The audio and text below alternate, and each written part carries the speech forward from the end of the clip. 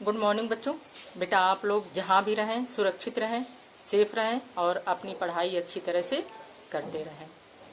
हम लोग पढ़ रहे हैं सूरदास के पद।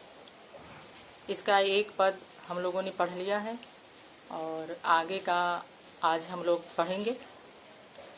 बेटा जो पद्यांश हम लोग पढ़ने जा रहे हैं उसमें सूरदास जी कह रहे हैं कि निर्गुण ब्रह्म की उपासना, निर्गुण ब्रह्म निराकार ईश्वर की उपासना भक्ति बहुत ही कठिन होती है और साकार ईश्वर की भक्ति बहुत ही आसान होती है, सुगम होती है, सरल होती है।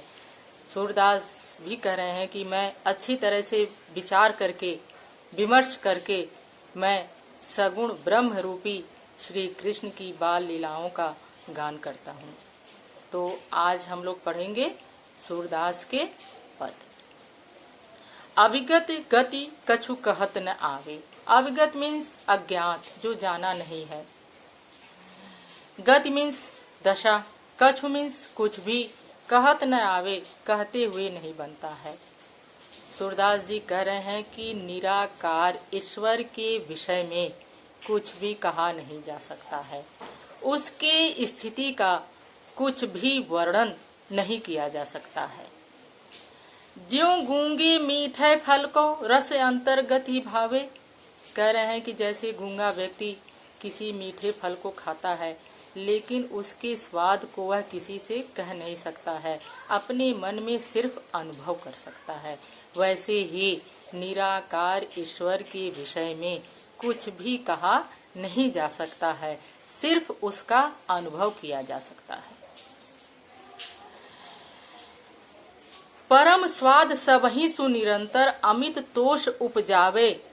परम स्वाद सबही सु निरंतर निराकार ब्रह्म की भक्ति से केवल अपने मन में अंदर ही अंदर अनुभव किया जा सकता है और इस अनुभव से उसे असीम संतोष की प्राप्ति भी होती है, उसे आनंद भी मिलता है, लेकिन वह अपने इस आनंद को किसी दूसरे से मौखिक रूप से नहीं कह सकता है।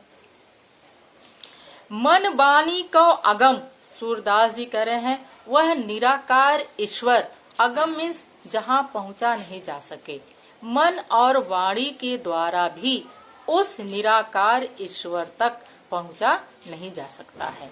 अगोचर, वह अगोचर है, इंद्रियों से परे है। सो जाने जो पावे, वही जानता है जो उसको पाता है, जो उसकी भक्ति करता है, जो उसकी उपासना करता है, वही व्यक्ति उसे अनुभव करता है, वही उसे जान पाता है, दूसरा उसे जान भी नहीं पाता है। रूप रेख गुण जाति जुगत बिनु निरालंब कित धावे। सूरदास जी कहते हैं इस निराकार ईश्वर का तो रूप रेख, ना ही कोई रूप है, ना ही कोई आकार है, और गुण ना ही उसका कोई गुण है। जाति जुगत बिनु निरालंब कित धावे, और ना ही उसकी कोई जात है। अब बिनु निरालंब तो बिना किसी आधार का मेरा मन कहाँ भटकता रहे। सूरदास जी कह रहे हैं कि इस निराकार ईश्वर का तो ना ही कोई रूप है, ना ही कोई आकार है, ना ही कोई गुण है, ना ही कोई जात है, तो बिना किसी आधार का मेरा मन कहाँ कहाँ भटकता रहे। सब विधि अगम विचार ही ताते सूर सगुन पद गावे। सूरदास जी कह रहे थे कि इसलिए सभी प्रकार से विचार करके मैं सगुण ब्रह्म रूपी श्री कृष्ण की बाल लीलाओं का मैं क्या करता हूँ, गान करता हूँ। मैंने अच्छी प्रकार से विचार कर लिया, तो इसलिए हम किस ईश्वर को मानते हैं, सगुण ब्रह्म रूपी यानी साकार ईश्वर श्री कृष्ण की बाल लीलाओं का सूरदास जी गान करते हैं। वह साकार ईश्वर को मानते हैं। किसको मानते हैं? श्री कृष्ण को मानते हैं, क्योंकि श्री कृष्ण का रूप है, आकार है, जाति है, गुण है, तो वह किसको मानते हैं? साकार ईश्वर को मानते हैं और साकार ईश्वर श्री कृष्ण की बाल लीलाओं का गान करते हैं, श्री कृष्ण की भक्ति करते हैं। ठीक है। इस पद्यांश में भाषा ब्रज है, शैली मुक्तक है और रस शांत और भक्ति रस है। अविगत गति और इसमें भी त है। अगम अगोचर, इसमें भी अ और ग वर्णों की आवृत्ति बार बार हुई है, इसलिए इसमें कौन सा अलंकार है? अनुप्रास अलंकार है। क्लियर बेटा, आगे चलें। किलकत कान घुटुरुवन आवत, मणिमय कनक नंद कै आंगन, बिंब पकड़िबै धावत। कबहू निरख हरि आप छाव को, करसो पकड़न चाहत।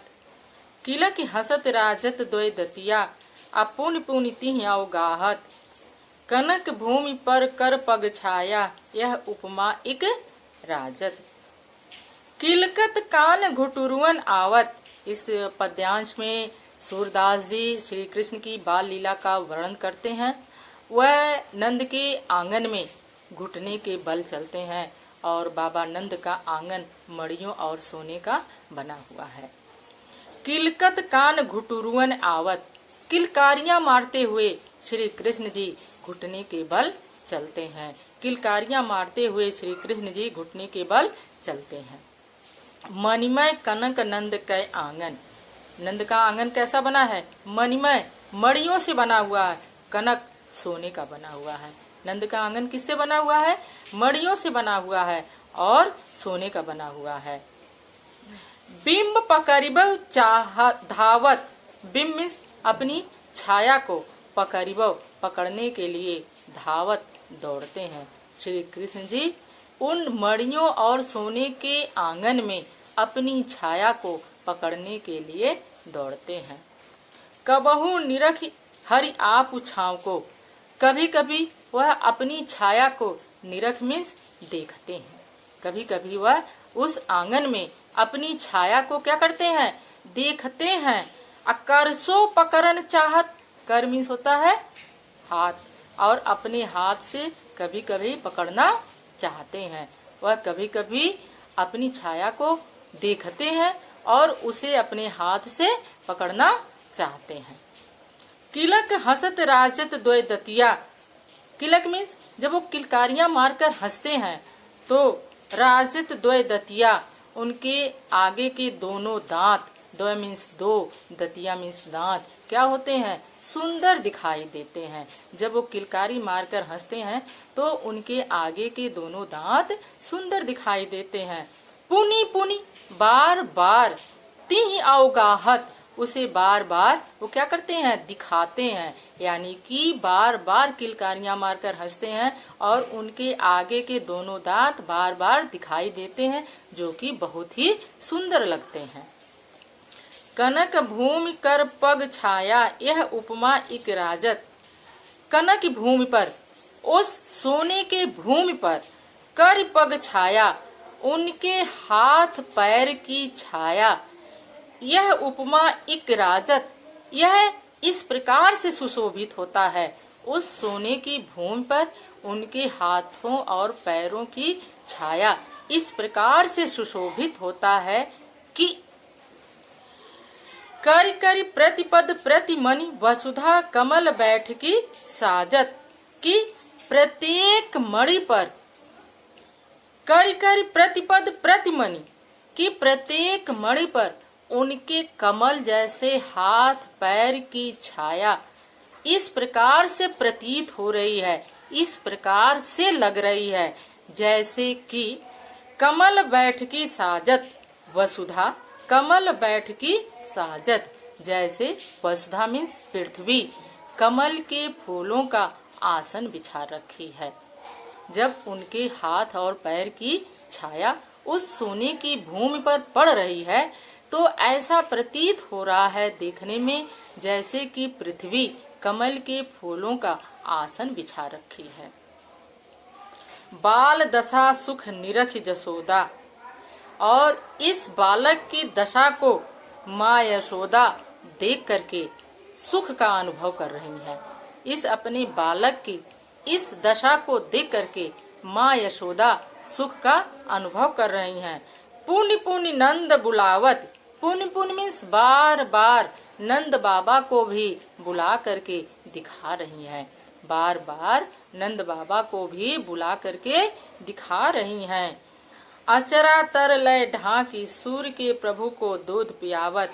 और माँ यशोदा, अचरा मीन्स अपने आंचल के नीचे, ढाक मीन्स ढक करके सूर्य के प्रभु श्री कृष्ण को क्या करती हैं? दूध पियावत, दूध पिलाती हैं। माँ यशोदा आंचल के नीचे श्री कृष्ण जी को ढक करके अपना दूध पिलाती हैं। इसमें भी बेटा शैली मुक्तक है, रस शांत और भक्ति रस है, भाषा सूरदास जी का व्रज है, और किलकत कान में क वर्णों की आवृत्ति हो रही है, तो यहाँ पर अनुप्रास अलंकार है। ठीक, आगे का नेक्स्ट वीडियो में